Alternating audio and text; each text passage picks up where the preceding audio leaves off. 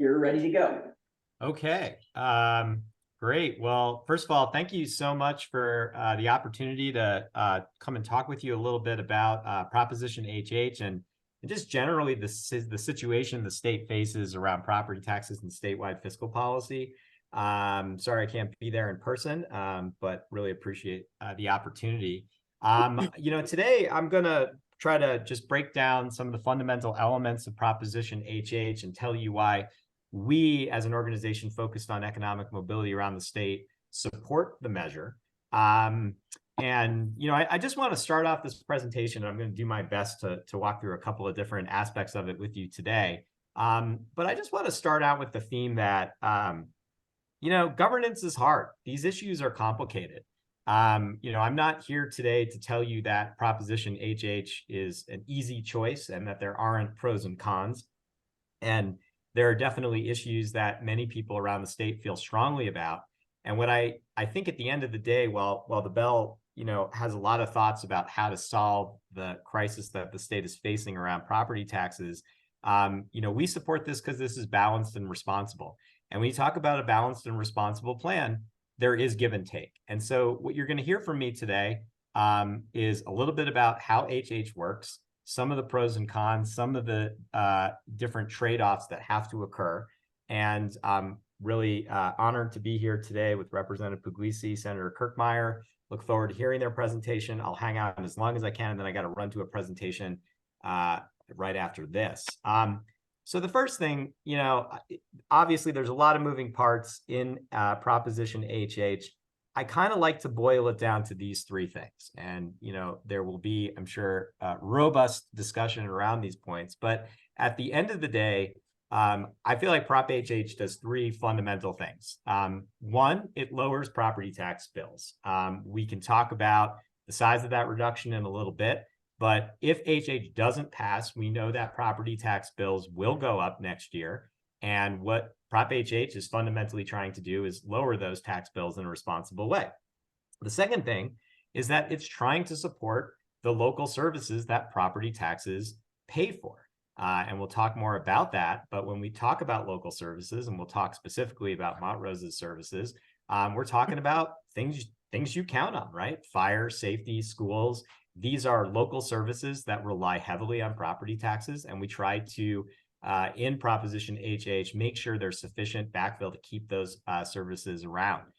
Three, and this is an important one, and we'll probably debate this quite a bit, it keeps our promise to fund schools into the future. Those of you who've been in the state for a long time remember voting for Amendment 23 in 2000. We have fallen short on that promise, and we've got to think long-term about our schools. And as we'll discuss, you cannot talk about schools if you cannot talk about property taxes without talking about schools. Now, what is the crisis? Why are we even here? Why are we talking about any of this? What you're looking at here is going back to 2007. You can see how housing values have gone up and down over time. I was in Evergreen a few months back. Someone raised their hand and said, why is my value even going up? And I said, well, your value's been going up for many, many years. What has not occurred for a very long time, and we'll talk about this in a second about Gallagher, is that your property taxes never went up when your value went up because the commercial sector under the Gallagher Amendment was absorbing that increase. And in 2020, the citizens of Colorado repealed the Gallagher Amendment. Now, there were pros and cons to the Gallagher Amendment, but there were significant cons, and I want to try to share a couple of them. First of all, radically high commercial assessment rates throughout the state. To give you a sense, residential property owners pay an assessment rate, and I'll talk about what an assessment rate is in a second because nothing about property taxes is easy to understand. But residential property owners pay somewhere around 6.95% assessment rate. If you own a commercial property because of the Gallagher ratio, you were paying upwards of 27% assessment rates. So huge bills for commercial property every time property went up. And the other thing, and I'll get into this a little bit, and I'm sure Barb, Senator Kirkmeyer also can share about the local share. What is the local share? Well, there's two inputs that go into state education, right? There is what local communities pay, and then there's the gap that the state needs to fill. Had we not repealed the Gallagher Amendment, the local share would have cratered in many residential heavy communities, which would have meant an increased obligation for the state that probably would have broken the bank. And we'll talk about the money that the state has to be able to chip into state education, but there were very real reasons for why we repealed Gallagher. But as we know, in the world, the ball bounces funny, things happen, COVID hit. And almost immediately after repealing the Gallagher Amendment, we saw what I just showed you here, right? Huge property value spike across the state. A snapshot is taken by our county assessors every 2 years. If you recall, at the height of COVID, a lot of out-of-state residents moving into the state, property values skyrocketing, and that was the assessment snapshot that was taken. And we can talk about the pros and cons of high values, but the reality is that property values skyrocketed.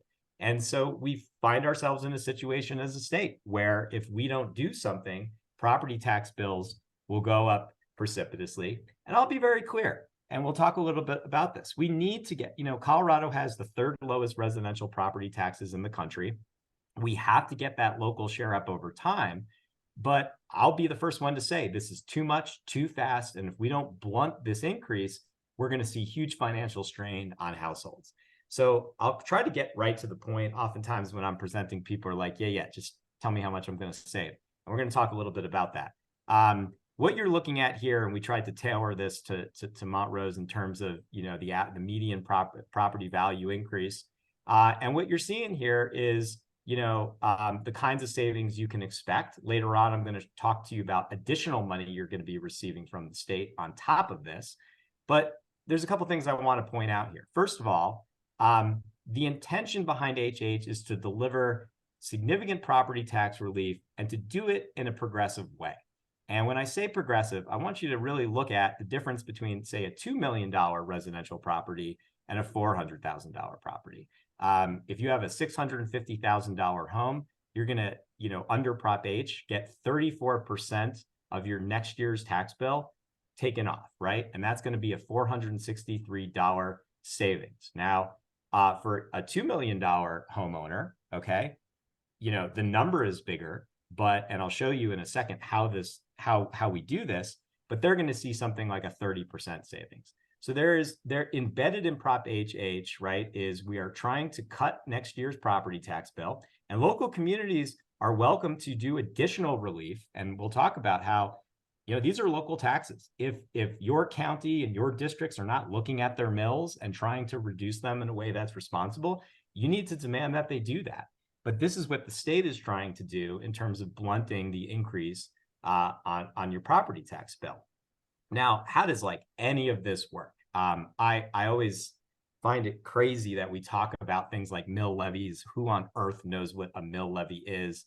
Our property tax system is in desperate need of an update. Maybe we'll talk about that after this year's election. But essentially what we're doing in Proposition HH is a few things. So, how does your property tax bill get generated? First of all, it's the value of the market, right? So in this case, we come up with a theoretical $500,000 home. County assessor takes a snapshot of the market. Your house is worth $500,000. Now, where does the state get involved? State can get involved in two ways, right? One is we have a statewide assessment rate. If you ask me, that's totally crazy. We should have regional assessment rates, but that's the law of the land and has been so for quite some time. So one of the things the state can control is how much of your home's value is actually taxed. So that's the assessment rate. That's that 6.7%. The other thing that the state can do, and it's very important that this is done statewide, because if you don't do this statewide, you end up with huge inequities between counties. So what HH does, it says, we're going to take $50,000 off the top of your value. We're going to lower your assessment rate, right? And then at that point, the next step in the equation is your local mills. And that's why we say property taxes are a local tax. Now, just happen to have a breakdown here. Property taxes in Montrose, you can see here, you all, and it may depend, you may fall into other special districts. You're looking at 69 mills, so that's 69 thousandth of your value, as I talked about, and that's how you get your end of the day property tax. So where the action is occurring in Prop HH is this, standard subtraction across the entire residential property market, a slight lowering of the assessment rate to produce the savings that I just talked about here. Now, there's some other stuff going on in HH. I'm not going to spend too much time on this today because, generally speaking, folks are coming at this from a residential property owner perspective. Totally get it. I will say a huge part of what Prop HH is trying to do, you remember I talked about those high assessment rates for commercial properties, trying to bring those down over time. You bring those down over time too much, too fast, and you start to create big problems in communities that are reliant on commercial property, right? So there is built into HH not only residential property savings, but commercial property savings as well, and trying to tackle this long-term structural problem that we have. I'm going to skip kind of the savings unless anybody's particularly interested in those. But here's the deal, and this is probably where I and my counterparts here will disagree, is that you can't reduce taxes without paying attention to what they pay for. And, at the end of the day, the property taxes that go to our districts pay for things. I was listening to, throughout the session, folks from fire districts talking about the price of fire trucks has gone up precipitously. $600,000 fire truck is now $1 million fire truck. I talked to various communities around the state that are trying to attract teachers, other workers who can't afford to live in their communities. And so the costs in districts have gone up over time. And just as our costs are going up, so too do the costs of government. So I think one of the things that I would love to hear from Senator Kirkmeyer in particular is, I've heard, and I'm well aware that there are local communities that have come out and opposed HH, but one of the reasons they're opposing HH is because they're saying, well, we're not getting enough backfill. And yet there are other opponents of HH that says just slash property taxes, freeze them, and don't use any Tabor surplus to backfill those losses. Well, what I would argue is you can't have your cake and eat it too. At the end of the day, if you're going to reduce property taxes for local communities and you want to have an honest discussion with counties, with special districts about their needs, there needs to be some form of backfill. Just thought I'd include some pretty pictures of various districts around our state. Folks, we have thousands of districts in the state of Colorado, well over 3,000 districts. And I just want you to consider that each of those districts is on a different journey, different needs. Some have bonds they have to pay for. Some have, maybe they took a big hit in the Great Recession and they've been trying to recover, right? So this is not easy math. Now, the other thing that's going on, and I mentioned this earlier, and I talked about the local share, what does any of this have to do with schools? Now, I talked about the local share earlier because it has been the stated policy objective of the state legislature for years to try to get the local share up, because as local share flattens out, right, the state has to put more money in. And that all that money doesn't come from our state general fund. It also comes from our state education fund. And we also have accrued as much as a $10 billion debt to schools around the state since 2010 through what some of you may know as the negative factor or the budget stabilization factor. We are digging out of a hole that we owe to our schools. This has been going on for 10 years now. And so we're not thinking about the stability and sustainability of the state education fund so that we don't have to have another negative factor the next time we hit a recession. And we have to be putting money away for a long-term solution. And I'll tell you, if we are going to mess around with assessment rates and we are going to lower values, that is going to have an impact long-term in the amount of money that local districts can put toward their schools. So that's the Rubik's Cube that we're dealing with. And I would be lying to you, and I think you should challenge anyone that tells you that this is simple. It's not simple. And so, so where's the controversy in all of this? Because, and I think a lot of the controversy, and I'll just say, if you are a longtime conservative, an ardent supporter of Tabor, I'm not going to convince you today to vote for Proposition HH. I think what we are trying to do is walk through the proposal and explain to folks who are not fundamentally, committed to Tabor as a whole, right, and understand the subtleties and nuances of this. And what we're trying to do in Proposition HH is we're saying, can the state raise the cap on revenue by 1% of the previous year's general fund expenditures for the next 10 years? And why are they trying to do that? I've seen in social media, well, you're just trying to grow government. Well, there's very specific, and it's in Prop H, very detailed, very specific uses for the money that comes in over the cap. And there's basically three things that we are doing with the money from that cap. One is we're backfilling local districts. We can talk more about this. Not every district is treated the same. School districts are made whole to 100%, except for their mill levy overrides. Can talk more about that if you want. Fire, ambulance, and health districts are given additional backfill if they grow more than 20% in their revenues. Every other local district around the state will be receiving some kind of backfill for the next 2 years. And in some cases, like if you are a district with, like, if you're in a county, say under 300,000 and your revenues don't increase more than 20%, you're eligible for a lot more backfill than, say, Douglas County here in the metro area, very wealthy county. Their revenues are going to be just fine. They're not going to see as much backfill. So there's an attempt here to be discriminating. There are some people who say, why are you giving any backfill at all to these local districts, right? And what HH says is, no, some of these communities are really going to need this revenue to meet up with their needs, and we're going to give them full backfill. Other communities, even Denver, they're going to be just fine. They can handle this, right? And so they're going to get less backfill. And then the final thing, and I think, the crux of this, is that we are trying to put more and more money into the state education fund. And by putting more money into the state education fund, we are giving the state the ability to backfill local school districts so that the next time a recession hits, we are not in a situation where we have to keep nickel and diming. And I'll tell you, we can have the debate about whether or not our schools are adequately funded.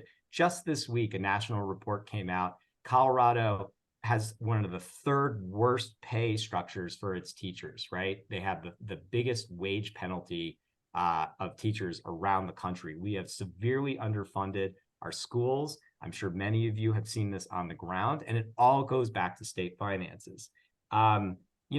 Let's talk a little bit about the rebate. Here's how I would put it. If you're looking for property tax relief and you want to see a fair Tabor rebate check, then you should vote for Prop HH.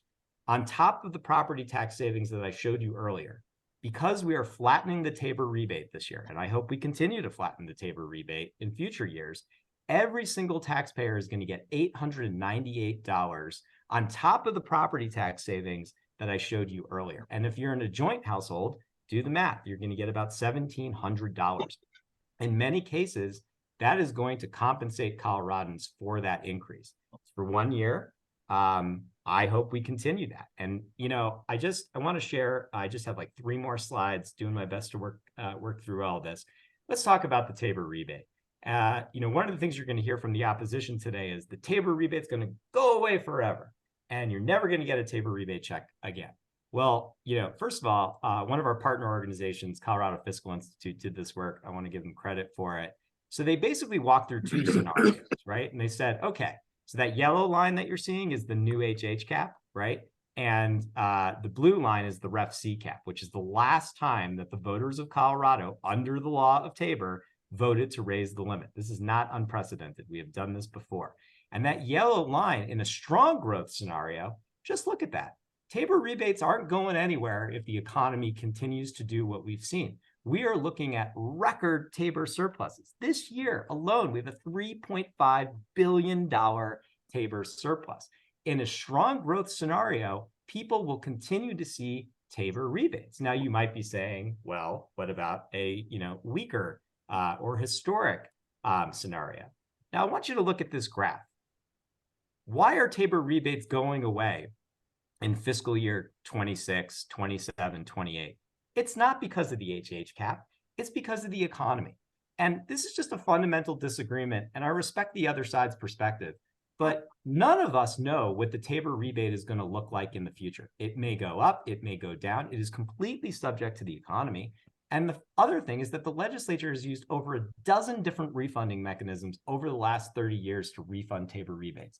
So, if you're worried about the size of your Tabor rebate 8 years from now or 5 years from now, you might want to vote no on Proposition HH. If you're looking for immediate property tax relief, a flat Tabor rebate in the next year, and you're looking at this in the near term, then you should be voting for Prop HH. And God knows there's a lot more we have to do to modernize the tax system. And as I said, you should be asking your local districts to look at their mills, not their values, look at their mills and decide what is an appropriate amount of local tax given what's happening.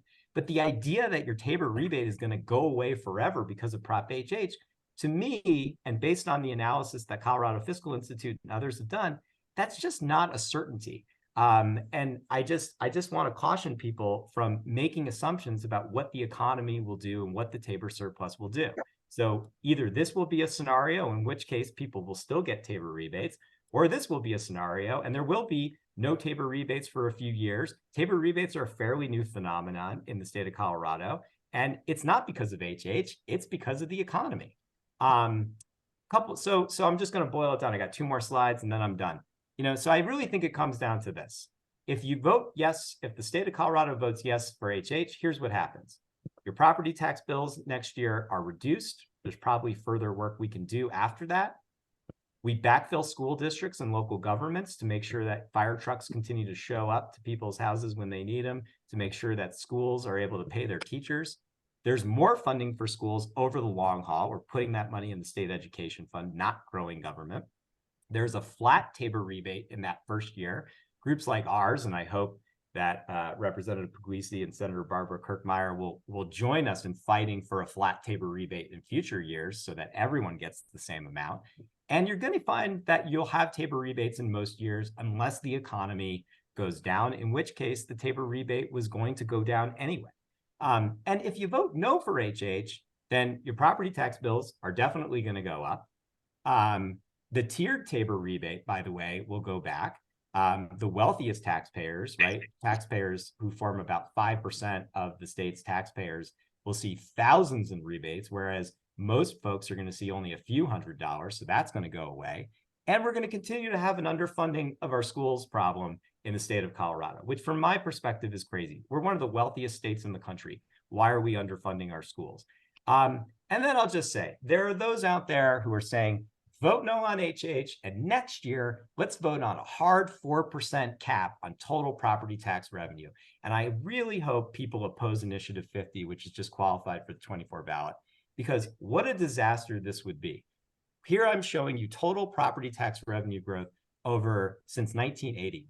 Look how many times we have gone over 4%, right?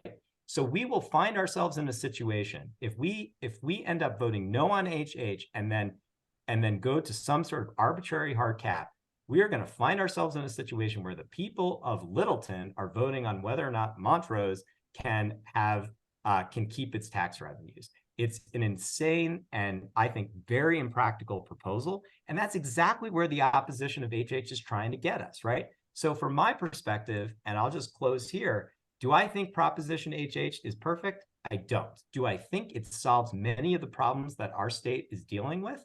Absolutely. A yes vote reduces your taxes. It backfills your local districts.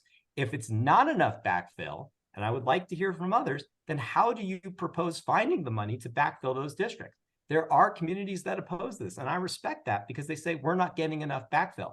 But that is not the same cause as those who say we should just slash property taxes. It's super simple, and vote no on Prop HH. So, there's a lot more I could share. I want to yield the space and want to have some time to respond to any questions and answers before I have to go.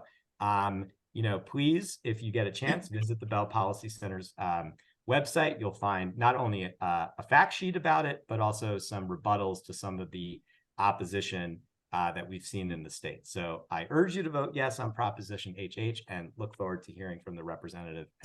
Thank you.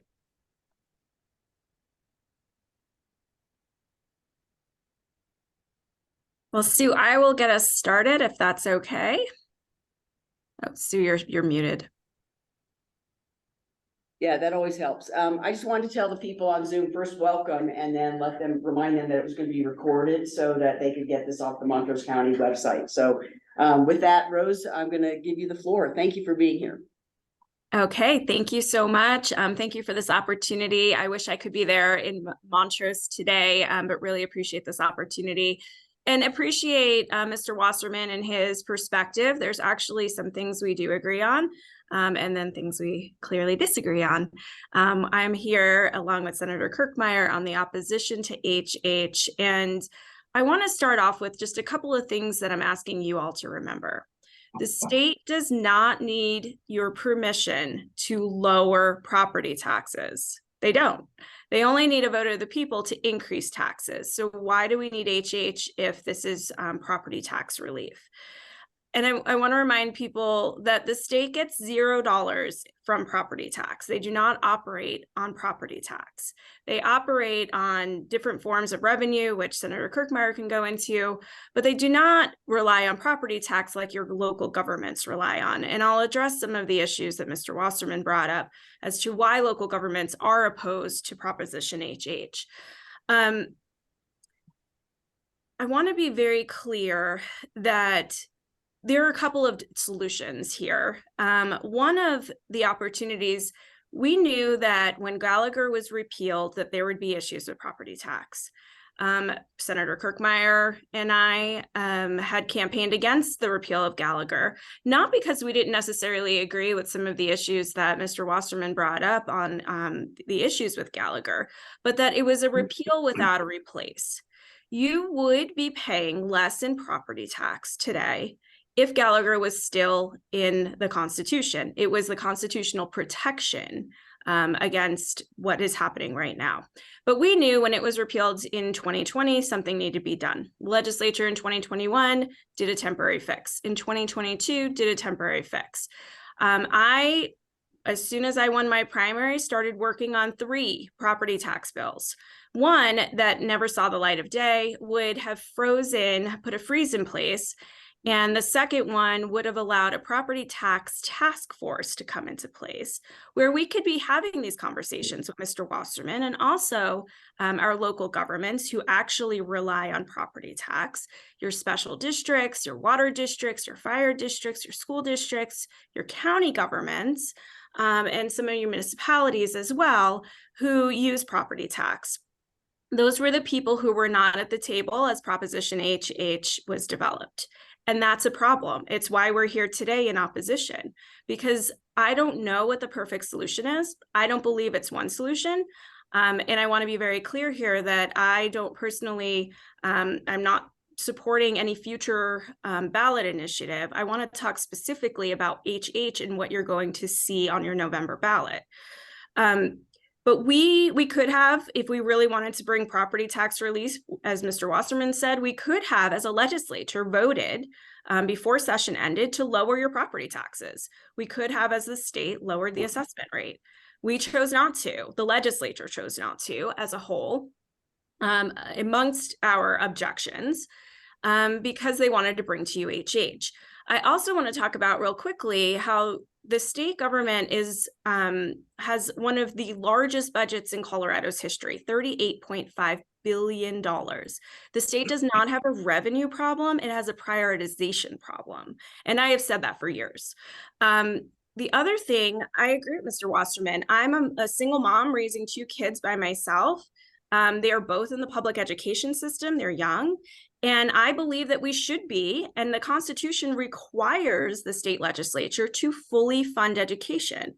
We have not done that. The state has not done that. The legislature has not done that over objections because they wanted to bring to you other potential solutions, which they're bringing HH. They don't need your money. They don't need your TABOR refunds. And then I'm just going to talk very quickly and then defer over to Senator Kirkmeyer. Colorado counties is opposed to this. Colorado Municipal League is opposed to this. Special districts are opposed to this. And Mr. Wasserman's like, why are you opposed? We're giving you a couple of scraps.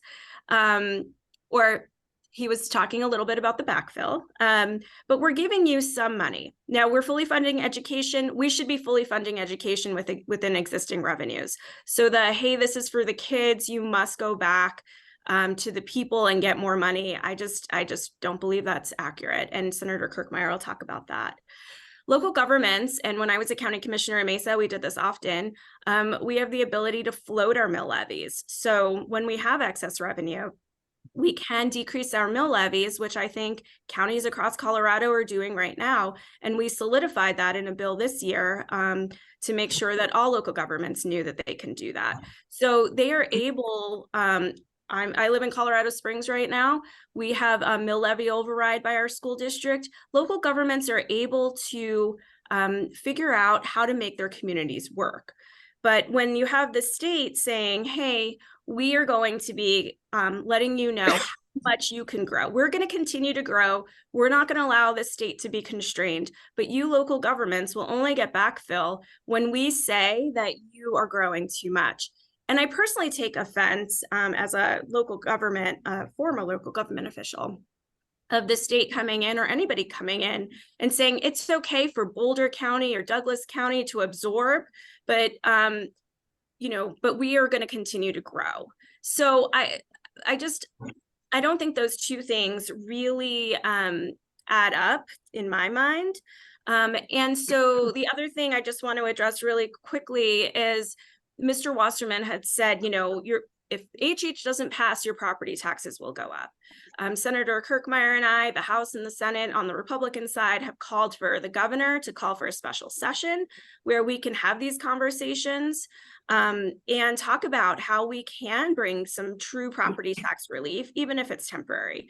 Prop HH is only a 10-year fix. It is not a long-term and sustainable solution, and you should all be demanding from your legislators, all of us, that we come up with a long-term and sustainable solution, bringing local governments into the conversation so that we can determine where the consensus is, because I do believe in every situation that we can find some consensus. And I don't think there's one silver bullet. I don't think there's one solution. I think it's going to be a myriad of solutions. But until we all come together in the room and have those conversations, we will never be able to come up with a long-term and sustainable solution. I will tell you, it is not Proposition HH. And I will end on, and then pass over to Senator Kirkmeyer. I will end on, you can look for yourself. You don't have to take politicians' words for it. There's a great property tax versus Tabor refund calculator that I direct people to. It's called mypropertytaxco.com. You can see how much you'll be saving in property tax versus how much you'll be giving up in Tabor refunds. And, I moved here from the East Coast because of Taxpayer Bill of Rights. I've fought for years to preserve it. And this conversation is about Taxpayer Bill of Rights, but it's bigger than that. And I think you should be demanding of us to go back and find the solution that actually works for all Coloradans across the state. So with that, I will end and defer to Senator Kirkmeyer. Thank you. Thank you, Representative Pugliese, and thank you to Commissioner Hanson. Appreciate having the opportunity to come and speak today to all of you. Sorry we can't be there, but we're all off doing other things as well. In fact, I got to get to a football game for one of my grandsons, but happy to be here to talk about Proposition HH. Mr. Wasserman made a comment about governance is hard, and I guess I'm going to disagree with that to some extent. Governance is not hard when you're honest, transparent, and accountable to your constituents. Proposition HH is nothing more than a dishonest scheme, which is really sad from my point of view. I mean, I've been a county commissioner for 20 years. I've been in the state Senate now for the last 3 sessions, and it's not hard when you're truthful. But when you put together a dishonest scheme like Proposition HH, I imagine it is hard for the other side. But from my perspective, it isn't hard. And here's the thing. Legislators, our Democrat colleagues, and Governor Polis told you that they need Proposition HH so that you can get lower property tax, so we can have meaningful property tax relief. Well, in my book, it's not meaningful if I'm still paying more taxes this year than I did last year. And telling me that you're going to take my property tax assessment rate from 6.76 down to 6.7, a mere 0.06, is meaningful property tax relief when you know that my property taxes, my residential property taxes, are still going to go up. To me, that's just dishonest. The reality is with Proposition HH, regardless if it passes or fails, your property taxes are going to increase, and they're going to increase a bunch, because property taxes are determined by three things. The first thing they're determined by is the value of your property. Now, I have no control over that. That's done by the market. The second thing, you multiply your value of your property by the assessment rate. The assessment rate is determined by the legislature, and we can go down. We can move the assessment ratio down. Now, if we choose to increase the assessment ratio, under Tabor, we'd have to go back to a vote of the people. But we can lower your assessment ratio. We can do that temporarily, or we can do it permanently. The legislature, for the last couple of years, has decided to do that temporarily. So they know it can be done. We don't need to go to Proposition HH. We don't need to go to a vote, as Representative Pugliese said, to lower your property taxes. We could have simply reduced the assessment ratio lower. We could have reduced it. We chose not to do that because we chose to go forward with Proposition HH so that we could go after Tabor. Well, not me, my Democrat colleagues and the governor. The other thing that affects your property taxes is the mill levy. So again, it's the value of your home, value of your property, times the assessment rate, which is determined by the legislature, times by the mill levy, which is determined by the local governments. And again, local governments have every ability to, it's called float, to float the mill levy down to bring your property taxes down. And in fact, there are several local governments that are addressing the needs of their constituents, that are addressing this crisis and working to lower the mill levy. I know in my own county, where I was a county commissioner for 20 years, led my county to zero debt, we temporarily lowered the mill levy by 7 mills. It might as well be permanent because that's been in place for a number of years. So it's possible to be done. We don't need to have Proposition HH. We don't need to go to a vote to say, hey, how are we going to lower your property taxes when we know we could have done it without Proposition HH? The only reason we're going to a vote with Proposition HH is so that, again, in a dishonest scheme, so that they can, again, Democrats in the majority and Governor Polis can take away your Tabor refunds and work to dismantle Tabor. Now, I know Mr. Wasserman said, oh, that's not going to happen, and everybody's been looking at it.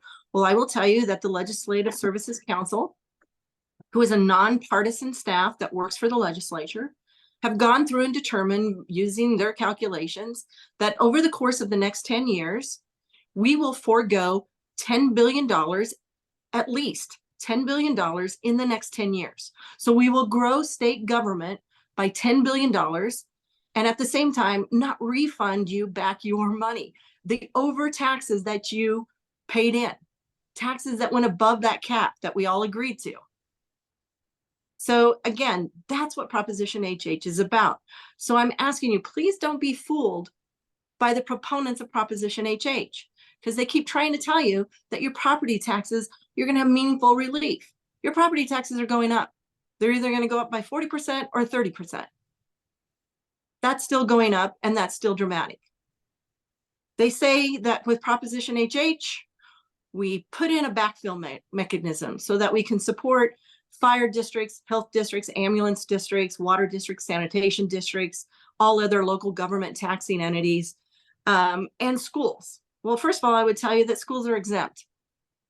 They don't need to worry, because we want schools to have to pay their entire share of the public school funding that's needed for this state. And so they've been exempted out. Their property taxes that they bring in are not going to be reduced at all, because it just wouldn't make sense at the state level to do that, because otherwise the state government would have to backfill it, whatever we reduced. So they're exempt. With regard to the other local governments and this backfill issue, man, I'm just telling you, don't trust these guys. Just don't trust these guys. Because on the Senate floor, those of us who actually know how property taxes work and how it works at the local level, I attempted to get an amendment to fix this issue that is in Proposition HH. And at the time, that was Senate Bill 303. There's a base calculation year that if a local government's assessed value, so if a county's assessed value increases by 20% or more, no backfill. No backfill for any local government within that county. It's just not going to happen. And in fact, when I tried to get the amendment on that all of my Democrat colleagues in the Senate voted against, this is what Senator Hansen said. He said, it doesn't make sense for us to backfill local governments. They shouldn't be counting on state money. It is not their intent. It is not their intent to backfill local governments. So while state government will grow by $10 billion, we've put a cap, or Proposition HH puts a cap on local government revenues, on property taxes. So isn't that great? They took away local control. They took away local control, local government's ability to say, hey, we can lower the mill levy, we can do things, we'll work with our constituents. We don't need state legislators getting involved in things they don't truly understand. So we put a cap on local governments and said, your revenues can only grow by inflation. But in Proposition HH, we said, but state government, our cap gets to grow by inflation plus population growth plus 1% compounded annually. That's how we get to the more than $10 billion of refunds that you should be getting, that taxpayers should be getting, that instead will be remaining in state coffers. Now, the other thing that Mr. Wasserman talked about, and that the other proponents that have debated on this like to talk about is, gosh, we need your Tabor refund check so that we can fund schools. That's just disappointing to me, because there's been a couple of constitutional amendments. First constitutional amendment, or within the Constitution, it wasn't an amendment, it's the Constitution, requires the state to fund a free public school system, uniform and consistent throughout the state of Colorado. We had another amendment, Amendment 23, that was passed in 2000, that said the state not only has to fund a free public school system, but we're supposed to, and there's a lot more to it than this, but I'm just going to give you the kind of bottom line to it, but that we're supposed to be funding school at the level that we were plus inflation. That was in 2000. Now, for the first 9 years of that, and when it started out underneath the Republican governor, we fully funded education. But as Senator Fenberg, who is another prime sponsor of this bill, so aptly has said on numerous occasions, we have not fully funded education for the last 14 years. We have not upheld our oath of office under the Constitution.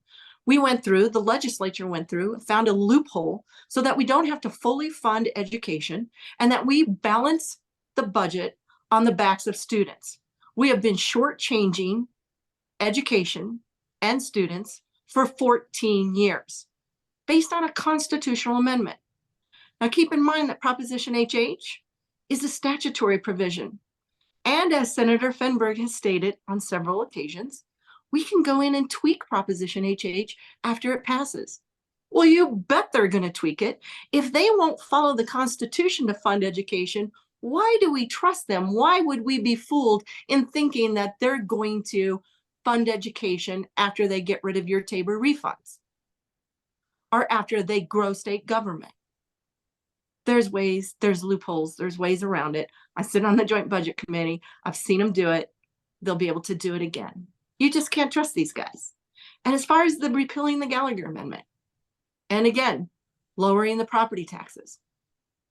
In 2020, Governor Polis told all of us Coloradoans that you needed to vote for Amendment B, because if you didn't repeal the Gallagher Amendment, which was a constitutional amendment, and I like to call it the safety net for residential property owners, because it kept residential property taxes balanced and responsible, and it made it work. But what he said is, if you don't repeal Gallagher, your property taxes are going to skyrocket. They're going to be exorbitant. Now, is he just misleading us intentionally, or does he just not understand property taxes and how they work? Either scenario in my book is bad. It's just bad. Those are bad scenarios if he doesn't understand property taxes, or if they're just intentionally misleading us.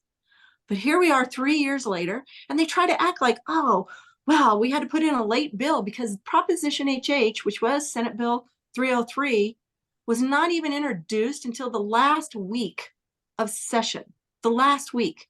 And you know what they said? They said, gosh, we just didn't know for sure how bad it was going to be. That's a total lie. We knew how bad it was going to be last June.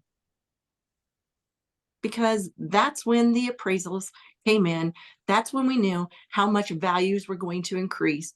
Maybe we didn't know they were going to increase by 70% for some people, or 40 or 100 or 80% for some people, but we knew they were going to increase dramatically.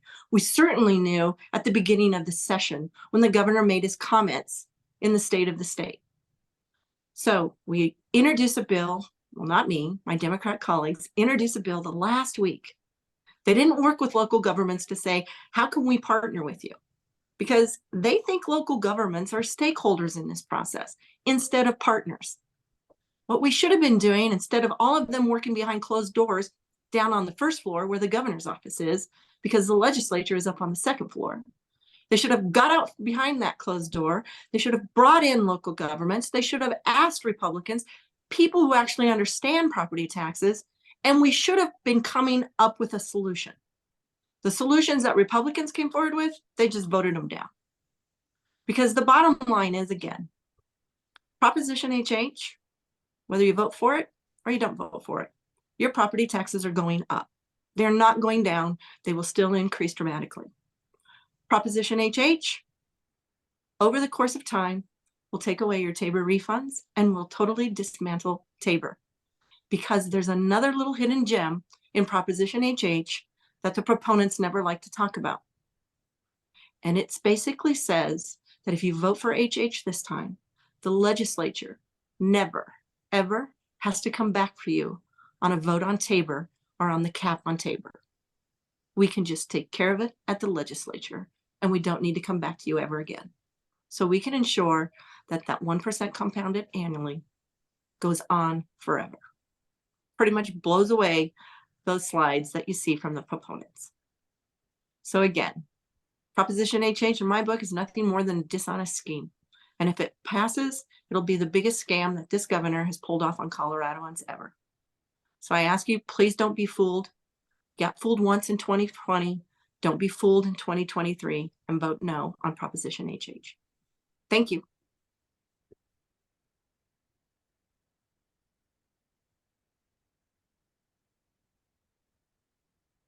Sue, you're muted. Thanks, Rose. I was going to say that too.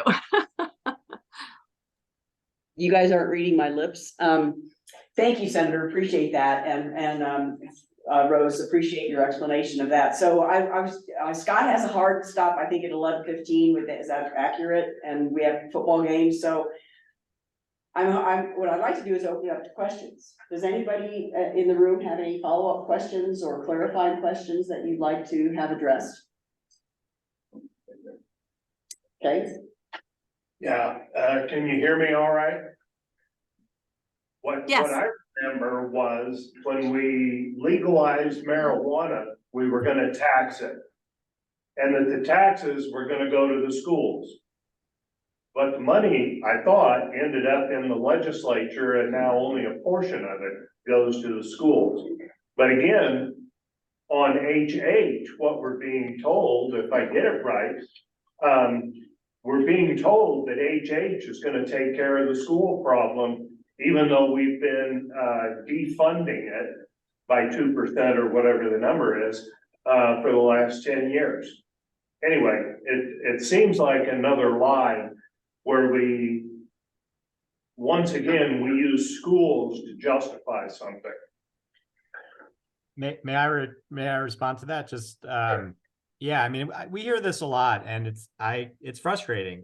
You know, the marijuana tax in the state of Colorado, I think this year brought in about $235 million. Goes up and down, but is a minuscule fraction of what you know, just for perspective. I mean, it's a total we spend about $10 billion on state education. So I mean, marijuana, and you know, I have huge issues with the way that, and that was years ago, with the way that the marijuana legalization and tax was sold to Coloradans, and I'll actually be the first to say, and I think one of the challenges on HH is that, you know, even under the rosiest projections, you know, the funding that we're going to be seeing is just going to get Colorado to the middle of the pack in terms of per pupil funding. I mean, so I hear your frustration. I share that frustration. I think this is different. I think what we're looking at as a proposal is doing its best to put money away, you know, and I will just sort of take issue with this notion of growing state government. The law that we are voting on is quite clear about the uses of Prop HH dollars going to the state education fund, not to it's only to be used to supplant the funding for education. And, you know, Senator Kirkmeyer knows this. There are other competing priorities in the state budget. We have to fund year after year healthcare services, corrections, public safety. This notion that we have not prioritized public education, you know, to me is just not true. I think the state has done what it can within the bounds of the money it has. And we could keep taking money from the state education fund, but then we'll ultimately bankrupt the fund and it won't be there for when the Great Recession hits next time and we have to cut schools again. So I hear that a lot. You're right to ask the question. It is used for capital construction, and it's really such a small fragment of the overall money it takes to fund our schools. So if I may respond, and again, sitting on the Joint Budget Committee, let me just put in a couple clarifications here. With regard to your question on marijuana funding, you're correct. And again, back to my comment about, do you trust us? Because I have a difficult time trusting us, just so you know. And you're right. The legislature over the years went in and raided those funds that were supposed to be coming in from the marijuana taxes. This last year, though, I will tell you, the Joint Budget Committee, we went back and tried to attempt to start cleaning it up some, much to the chagrin of my Democrat colleagues who wanted to use it for all sorts of other things that it wasn't intended to be used for. But we were able to put some of those, try and recapture those funds the way they were supposed to be used and their intent to be used for facilities. So we are working on that. And you're absolutely right. It's Mr. Wasserman, you're right. It is frustrating. It's frustrating when we have voters who vote on things that say, you know, the money's supposed to go one place and then it ends up going somewhere else because the legislature comes back in and tweaks it, as Senator Fenberg likes to say. But with regard to school finance and the state's budget, we fund education, the public school, the base amount, if you will, approximately about $9 billion. $5 billion of that comes from the state general fund. And $4 billion comes from the state, and $4 billion comes from the school districts. So you want to know what we did 2 years ago? We, meaning again, my Democrat colleagues, they passed a bill. They passed a bill that said, school districts, you've been taking advantage of a tax credit for way too long. That's going to go away. And now you have to start increasing your mill levies. And so across the state, throughout the state, school district funding increased this last year in 2023, increased by about $635 million, thanks to that Senate bill that passed in 2021. You want to know what the state did? While the school districts increased by $635 million approximately, the state lowered their share, even though I voted against it, the state lowered their share by $160 million. Now that's what I anticipate will happen if the Proposition HH passes. What will happen is, yeah, the money will go into the state education fund. And then what will happen is we will simply, from the state government side, reduce our general fund obligation and use that money somewhere else. So I think that's dishonest. I also think it's dishonest to say that, oh, we need to fully fund education because we haven't been doing it. Well, I guess, let me back up. That's not dishonest. That's actually accurate. Because for the last 14 years, the Democrat-controlled legislature and the Democrat governors have found a loophole to not uphold their oath of office to follow the Constitution and fully fund education. And in fact, last year, in the governor's budget request, we were shortchanging schools about $321 million. You want to know what the governor's budget request was? $35 million, essentially 10 cents on the dollars. Let's not shortchange them quite as much. I was able, through amendments and working with my colleagues on the other side of the aisle and my Republican colleagues, to get it not shortchange them as much. We're only going to shortchange them $140 million this year, but $140 million. So if the legislature won't fully fund education when the Constitution is very clear about doing it, and even more so, following the will of the voters, Why? Why would you trust them to think that when proposition comes through and we take $10 billion of what should be your Tabor refunds over the course of the next 10 years, why would you trust them to think that they're going to fund education more? I'm there. I don't trust them. And I'm going to work everything. If Proposition HH passes, I will work very diligently to ensure that we do follow the will of the voters. But over the course of the last 3 years, just go back and look at constitutional amendments that have passed or statutory amendments that have passed. We don't follow the will of the voters. They go off. This legislature goes off on its merry way and does whatever it wants. So again, Proposition HH is just a bait and switch. They're trying to tell you that you're going to get property tax relief when your property taxes are going to go up. And in the meantime, they want your Tabor refund check. Give us your Tabor refund check to the tune of $10 billion over the course of 10 years. And if you look at Mr. Wasserman's slides, because maybe you're going to have those to keep and look at, you'll see in year 10, it's $2.2 billion.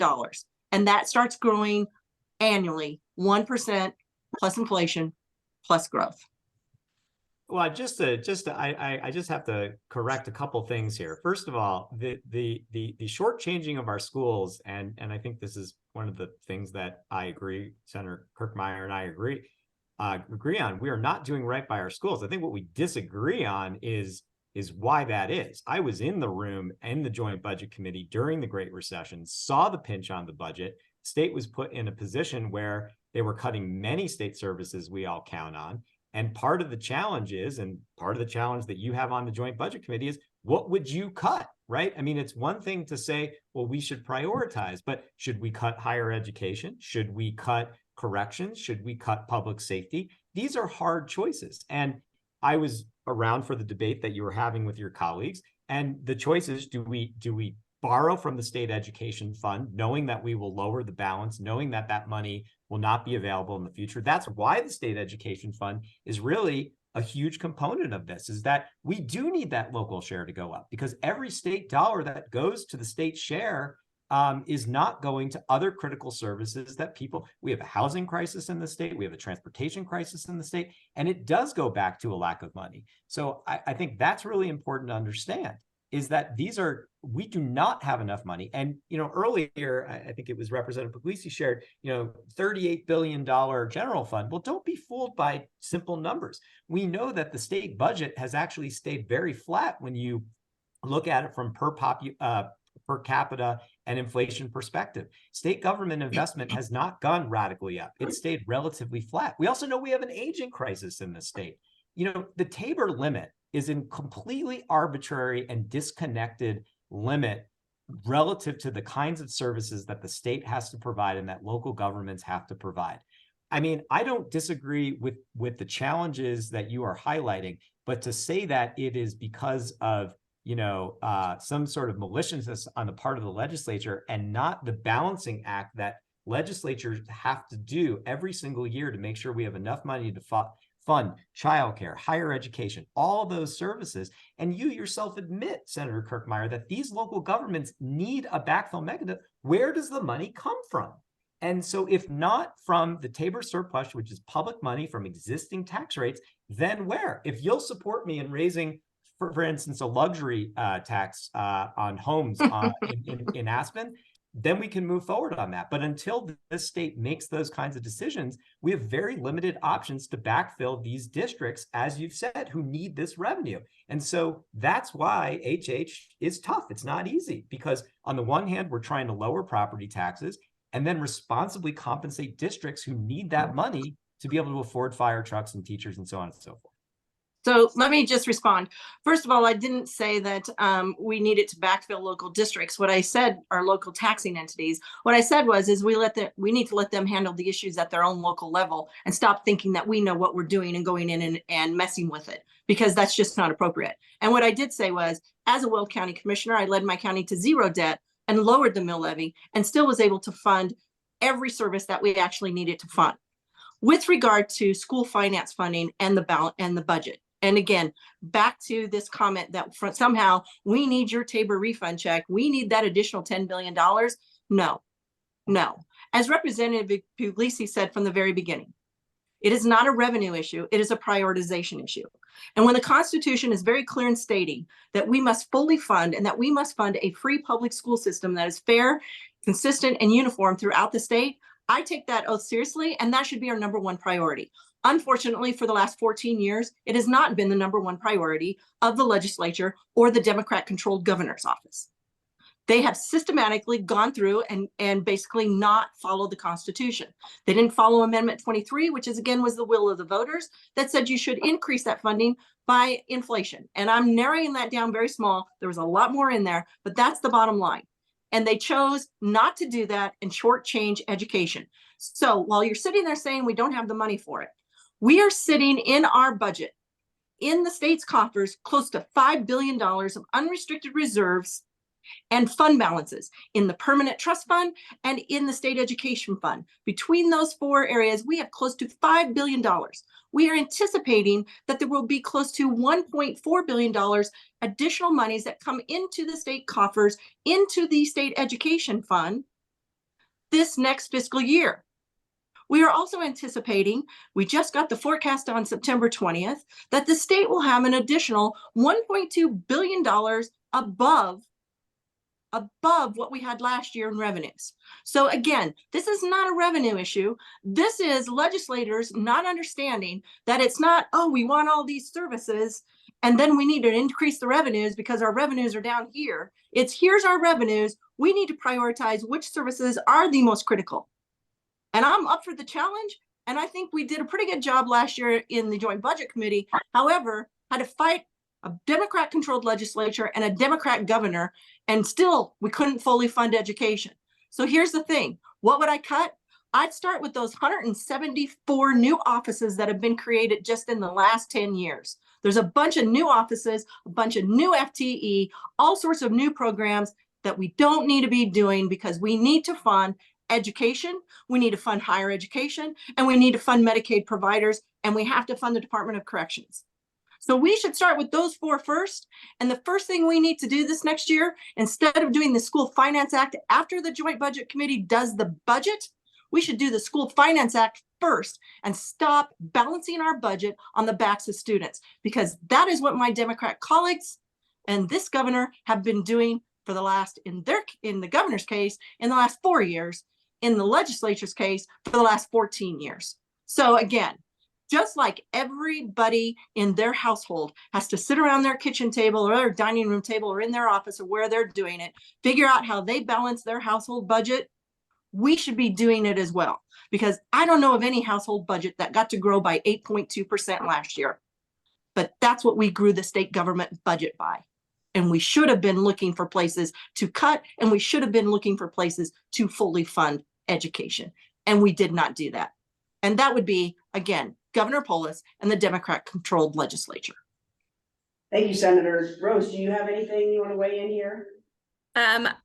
There's a lot I could add that, but Senator Kirkmeyer did a great job, and I know we're short on time, so I do want to leave it open for more questions. Anybody, additional questions? I actually have a question. Do any of you know how much is in the state education fund? Yeah, I've actually Yes. got in my present at the numbers here. For 24-25, we've got about $1 billion coming in, and we had about 1.2, balance 1.3. We have a $200 million. I mean, actually, that's why I have it in my slide deck.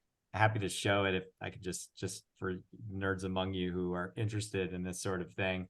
Actually, I don't want to take up too much time sharing it. And by the way, all this information, and I would invite you, you've heard a lot of different perspectives today. All of this is online on the state website. You can access all of this information. And I wish every Coloradan had an opportunity. And then you can judge for yourselves. We have, by the end of 24-25, a $200 million balance in the state education fund. And we've been using it to stabilize education funding. We've been splitting the state share between the general fund and the state education fund. Folks, the state education fund needs to be there for a rainy day. So, I was there for the debate. As Senator Barbara Kirkmeyer, you fought hard to pull more money from the state education fund. And there were those who were saying, no, if we pull that money from the state education fund, we will not be prepared for the future needs, and we will end up cutting other things in the budget. And I would like to see the math that these new offices even come close to the kind of money that we need to cough up to fund our schools. So the state education fund balance is very tenuous right now, and that's why we need to strengthen it, especially if we are going to reduce the local share in an effort to provide property tax relief in Proposition HH. If I could just say one thing, you're looking at 2 county commissioners who were able to prioritize the proper role of government in our revenues, and not on the backs of the people. And so if you don't think the 2 of us, if we were in control, could be able to balance this state budget and fully fund the constitutionally and proper role of government expenditures that we should be funding, which includes everything that Senator Kirkmeyer just talked about, you're wrong. The problem is we are not in a position to govern. And so maybe this is a plea to all of you to get us into a position to govern and see what we can do with the budget in the next couple of years. I can pretty much guarantee we could fully fund education and all of the core government services that states should be providing, including transportation, which is also being, if you remember a couple of years ago, back in 2021, they needed more of your money because we couldn't pay for education, but it's not because of revenues. It's because the state government has not taken the time to truly reprioritize the budget. And you're looking at 2 people who have been able to do that successfully in our counties. With all due respect, vote no on HH. With all due respect, and this could be my closing comment, the last time Republicans were in charge of managing the budget in the state of Colorado, Bill Owens, a Republican, went to the voters to actually change the referendum C cap to get more money from the Tabor surplus in order to balance the budget and meet the needs of the state. I recognize today he's in a different position where he's not governing, but what I would argue is that it really doesn't matter which party is in charge. The choices that the state faces are extremely hard. And the last time Republicans were in charge of the budget, look who was advocating to change the Tabor surplus cap. And it had everything to do with the issues that we're talking about today. So this is not a partisan issue. This is about how do you govern responsibly. There is a give and take. And that's why I'm urging you to vote yes on HH. And we have one more question here too. And I just want to have to add something in editorially that, 14 years ago, we didn't have a housing crisis, and we still didn't fully fund education. So it seems to me there has to be a values philosophical change at the legislature about what's most important, because the words don't match the actions in any way, shape, or form. And I'll turn it to Brian. We have a question here, so. Can you hear me okay? Yes. Yes. One thing that you cannot control that's outside your realm of control right now as an individual legislator is our federal government spending $10 trillion. It's false money that's creating all this inflation problem in our country. So you cannot control that unless we start controlling our federal government in this worthless money that they're throwing out here into our system. So we as voters need to control what's going on in our federal government so that that kind of problem is not on your shoulders. So there you go, Barbara. That's why you have to run for Senate at the Congress level. Yeah, that's not happening. And I thank you for that comment. The $38.5 billion budget, basically about 17 billion of that is general fund revenues, which come from income taxes and sales taxes. And for the most part, when we're talking about education, that's what we're talking about. We get some funding from the federal government for education, but mostly it's on the state and local school districts. So again, it's not a revenue issue, it's a prioritization issue. And I would agree with you that, and with Representative Pugliese, legislators need to buckle down and understand what the priorities are and fund them. And when Governor Owens was in office, he repeatedly, year after year, because I worked for Governor Owens and was in his cabinet, he repeatedly, year after year, asked for each of his departments to come in with cuts, either 9%, one year it was like 16%, 9%, 5%, 6%. Every year we were coming in looking to cut state government, not grow state government. And one of the reasons that he did go with referendum C to increase the base amount is because Amendment 23 was passed in 2000, which required that we fund education plus inflation. So we were supposed to be funding our base amount plus inflation. And again, under Governor Owens, we followed the Constitution. So he came back and said, hey, here's the issue. And he took it to the voters, which is appropriate. If this governor and this Democrat-controlled legislature were to say, we want to refer a ballot initiative to the local government or to our constituents, to Coloradoans, to lower or to take away Tabor, at least they'd be being honest.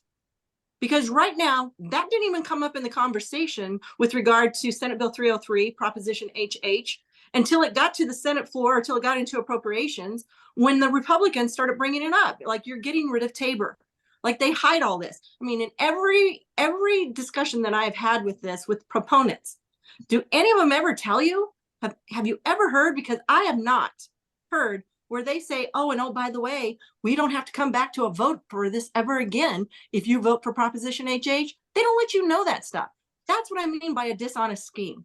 So again, Governor Owens put a question to the people and let them vote on it. If Governor Polis wanted to get rid of Tabor, he should have put that question. He's got the majority in the legislature. They could have referred that question. They could have been transparent, and they could have been honest and straightforward about it, which would have made governing a heck of a lot easy. But they could have taken that question to the voters instead of this. We're going to try and give you some little meaningful decrease in the increase in your property taxes, because your property taxes are still going up. And in exchange for that, we want to get rid of Tabor, because that's what they've been trying to do for the last few years. And oh, by the way, Mr. Wasserman, you made a comment about you wish I would join you in going after a flat Tabor refund. That was my amendment on the Senate floor. I had the amendment to say, why don't we add flat Tabor refunds to our list of things that we can do for Tabor? And I had that amendment. And do you know what happened? Democrats wouldn't vote for it, and they killed it. So there you go. So vote no. Forward to fighting for that with you next year. Yeah. Well, talk to your governor. No matter what happens on Prop HH, whether it passes, whether it fails, we're going to continue having this debate. And so I will simply, I do have to run, and I really appreciate the opportunity. I would just encourage everyone, you've heard our perspectives, check out the Blue Book, go to the, General Assembly. These are ultimately your dollars. And however you vote, get engaged, understand how these systems are funded, because that's what we need is an engaged citizenry. Direct democracy on taxes is not easy. And, I encourage you all to check out the resources that are available, regardless of how you stand on Proposition HH. Final words from ladies at all? Good. Rose, did you want to say something? Finish up? Yep, I'll just be very quick because I know Mr. Wasserman needs to leave, or he can take off as well. But the government does not need your permission to lower your taxes. If there's one thing that you come away with, they only need your permission to raise your taxes. Vote no on HH. Thank you. And I would say again, don't read the Blue Book. It'll just confuse you further. But you can go to, I've tried reading it through it, and it's just as confusing as the bill was, except for those of us who understand property taxes. But what I would say is go to mypropertytaxco.com and look for yourself. Figure it out for yourself what it's going to do. Again, your taxes are going up. Your property taxes will still go up. Over the years, you will lose lose Tabor, and you'll lose your Tabor refund. So don't be fooled. Don't let them fool you. Don't trust these guys, and vote no on Proposition HH. And thank you. Thank you, Commissioner Hansen, for putting this together. Greatly appreciate it. Very much for being here. We appreciate it. Everybody online, thank you for joining us, and have a great Saturday. Have a great rest of your weekend. Thank you. Thank you.